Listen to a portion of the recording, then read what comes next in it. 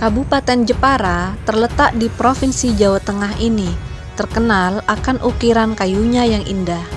Bahkan, hasil kerajinan ukir kayu Jepara telah diekspor ke 113 negara. Jepara juga memiliki julukan The World Carving Center atau Pusat Ukir Dunia.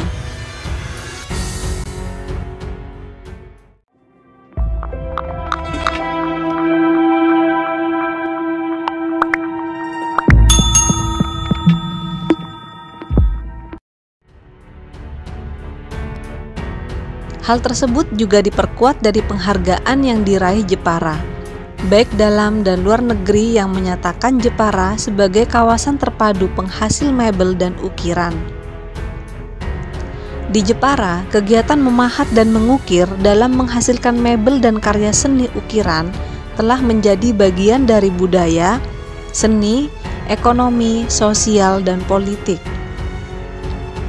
Kebiasaan ini menjadikan kemampuan mengukir semakin terasah dari para pengrajin.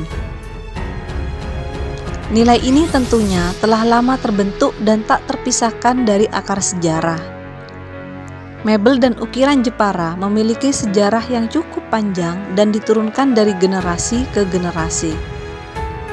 Mengutip dari Indonesia Go ID, bahwa legenda mengenai pengukir dan pelukis zaman Raja Brawijaya dari Kerajaan Majapahit diceritakan secara turun-temurun di kota Jepara.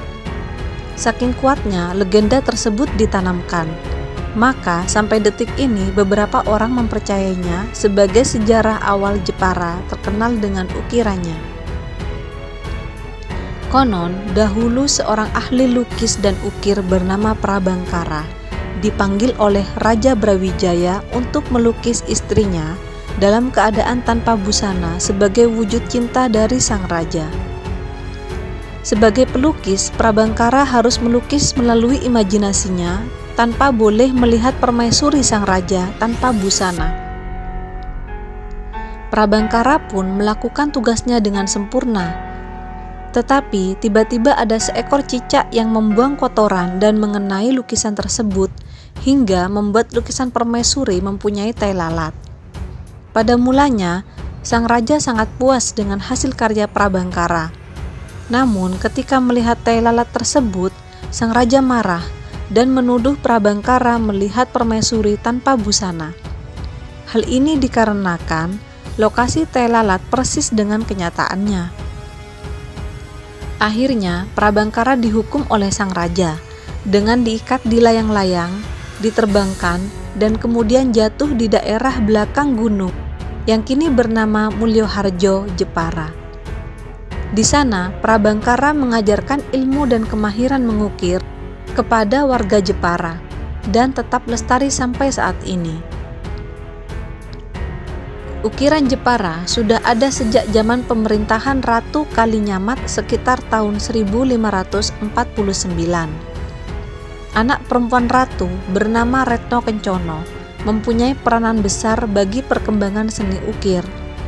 Kesenian ukir semakin berkembang pesat dengan adanya seorang menteri bernama Sungging Badarduwung yang berasal dari Campa. Ia sangat ahli dalam seni ukir.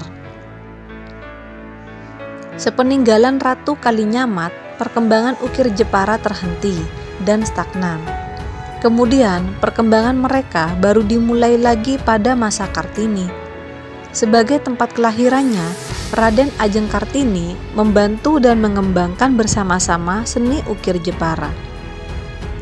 Kartini juga pernah menulis sebuah prosa, yaitu Pojok yang Dilupakan.